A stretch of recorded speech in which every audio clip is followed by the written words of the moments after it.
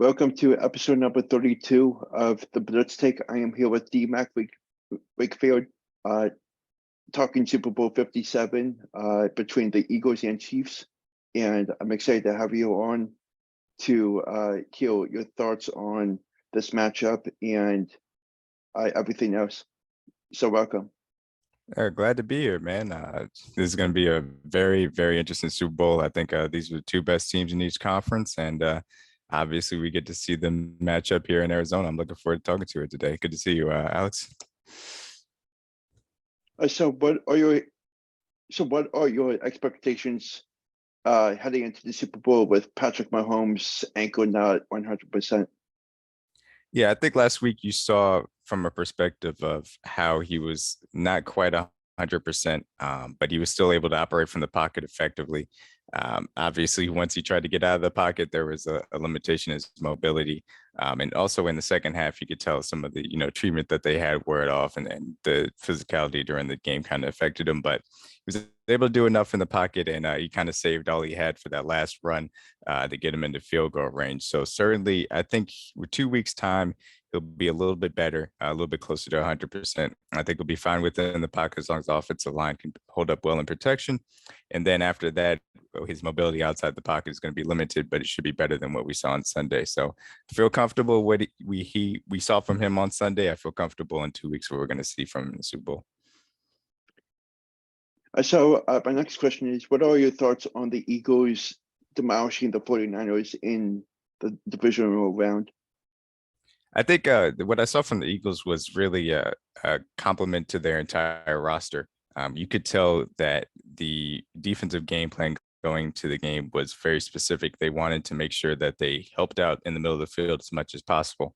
And obviously, the fact that they were able to get after Brock Purdy on the boots ended up leading to his injury. But it was a very specific game plan to attack what Kyle Shanahan likes to do from a 49ers perspective. And Hassan Reddick coming off the edge, usually on those backside of those naked boots against tight ends or leaving them unblocked, was able to take advantage of what Kyle Shanahan wants to do in the play action game. And they got him a few times with it, whether it was him or Josh Johnson. So I thought it was a very good defense game plan. They have an excellent secondary they could trust. They have an excellent front that they can trust. They just had to kind of mask some of the linebacker issues, and they did that effectively while they had good quarterback play on the 49ers side. From the offense, I mean, they took advantage of the run game that they obviously have leaned on all year, using Jalen Hurts' legs to stay on schedule. They did that effectively. It gives you a huge matchup advantage when you're trying to continue to keep a defense off balance in the 49ers, who was excellent. But you can get their linebackers flowing the wrong way. You can take advantage. And that's exactly what they did. The Eagles' offensive line did their jobs, and obviously Jalen Hurts made the throws that were necessary outside of that. But yeah, no, I thought it was a compliment to the entire Eagles roster. They were clearly highly prepared. They took advantage of the situation, and they, handled their business, got out of there with an easy win. So credit to them, and credit to the whole coaching staff as well, because clearly the game plan was on point. What is your confidence on having to go up against a very solid Eagles defense? Yeah, so the Eagles defense, like I said, their front is very deep, and it's very impressive. Certainly, obviously, headlined by Hassan Reddick, the guy that has had one of the more impressive sack seasons in the league this year. It's been very good off the edge. I think you look at their interior rotation: Jordan Davis, Jaren Highgraves, guys like Fletcher Cox as well.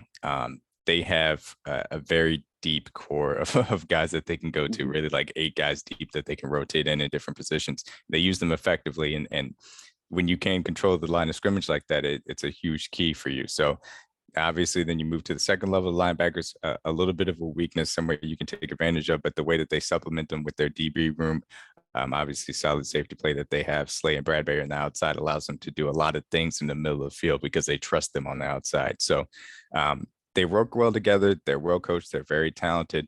So from our perspective, obviously our offensive line is very good.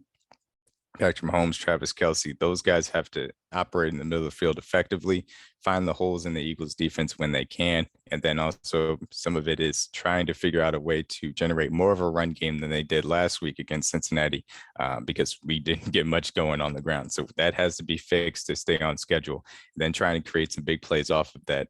But in the day, this offense has always figured out multiple game plans to try and attack other defenses' weaknesses. I expect that won't necessarily change here, but it's going to be a little bit of an extra challenge because this Eagles defense is very talented, specifically in the front and the back end. So you have to operate in the middle of the field effectively and take your shots very carefully because this Eagles defense, while it hasn't had as many turnovers lately, they still can get after you at certain times. So offensive line has to hold up. You got to attack the middle of the field first and foremost. So my next question is, how do you think the Super Bowl will play out? Well, look, this is I think we're going to get a really classic game. I think that we saw a little bit of a lower scoring game, obviously in our game, in the AFC game, a little bit of a lower scoring game in the NFC game. I think the way that both of these offenses operate kind of can attack these defenses in specific ways. So from your side, using Jalen Hurts as a runner, using his legs effectively, then picking your spots with Devontae Smith and AJ Brown on the outside, those are going to present opportunities to put up points on the board. I think you guys will be able to score effectively. It's all about if our defense can get 1 to 2 stops and maybe create a turnover here or there, if they can get Jalen Hurts in certain drop back situations. From our side, I do believe our offense is going to be able to move the ball. It's just all about keeping things on schedule. I think there's going to be a heavy Travis Kelce game. He's going to have to attack those linebackers effectively. So I think we're going to get a high scoring game. I think we're going to get a little bit of a fun game, a little back and forth between, from my perspective, the 2 leading MVP candidates in Jalen Hurts and Patrick Mahomes.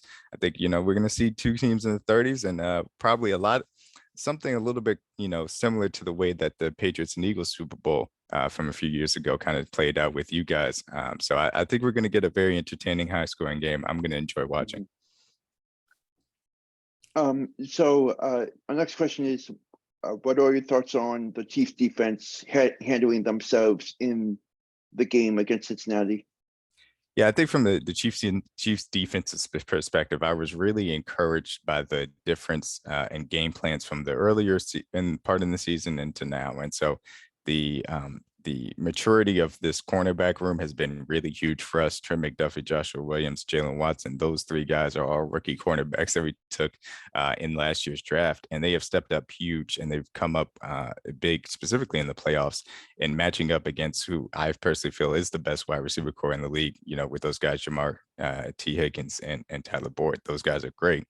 What they did was they were able to be physical at the line with those guys, throw off the timing of a very good Bengals team, and allowed Chris Jones and that defensive line to really get after Joe Burrow to throw him off a little bit. The way that they were able to do that with some safety help over the top effectively, I thought it was an excellent game plan from Spags, the way that he mixed up his defensive line looks. So I thought he did a great job of adjusting compared to how it was earlier in the year against Cincinnati, when they just took a full advantage of the middle of the field how they wanted to. This time, Spags decided he was going to be more aggressive, dictate the game plan to them, not allow them to get easy things. And I think that's the way that this defense has to excel to get off the field. It worked out against the Bengals' backup offensive line. This is going to be a huge step up in challenge because the Eagles, in my opinion, have the best overall offensive line in the league. My next question is, what are your thoughts on Andy Reid and how he has been all season? Well, look, Andy Reid, there's a little bit of poetic justice here. The fact that Andy Reid gets to go up against the Eagles, obviously his former team, I think it's a great storyline. He, this season, was tasked with a very difficult transition. This was the 7th youngest roster in the league. They had I think it was 12 rookies come into camp, and they had undrafted free agents as well. They had a completely new wide receiver core. They had pretty much a new running back core. They had to adjust their offensive game plan to the way the defenses have begun to play them. And they hit the ground running, came out against Arizona in week 1 and put up a whole bunch of points. The way that Andy Reid prepares this team week in and week out, and it starts in training camp, I thought it's been spectacular. I think this is a shining achievement for him to take this young of a roster, this transitioning roster, and still have the #1 offense in the league after losing Tyreek Hill. It's a compliment to his ability as an offensive coach, and then also a compliment to his overall program that he has created here in Kansas City, to be able to take a team this young and still be in this position to be the 1 seed and now go into the Super Bowl. So I think he's been great. I've had some questions about certain game plan decisions, but I know that there's a lot of times in which he does things during the regular season so that he can do things differently in the postseason. So that's just something, you know, we handle with every single October, September, and November, because we know in December and January it's going to look different. And I can't argue with the results when we're in the Super Bowl. My next question is, what are your thoughts on Jalen Hurts and his relationship with the whole chemistry of the team this season? And do you think that we're going to see him go play like what he did last game? Mm-hmm.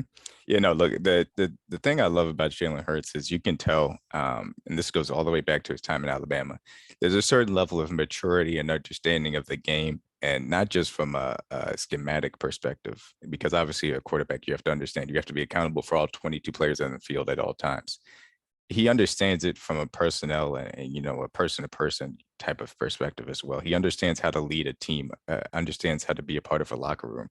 That a lot of times in which you're a quarterback that's, you know, recruited to a huge program in Alabama and you're leading that team, and then a guy like Tua comes in and takes your job, that would break a lot of other guys. That would send a lot of guys to a different place. But the fact that he stayed there, Tua comes in, he gets hurt in a big game, and then Jalen Hurts comes in and is able to move them on. It's a huge testament to the way that he operates, and I think that goes back all the way to being a head coach's son with his pops. I think that it's a huge compliment to his mentality, and I think that leadership has carried him obviously to Oklahoma and now into the NFL.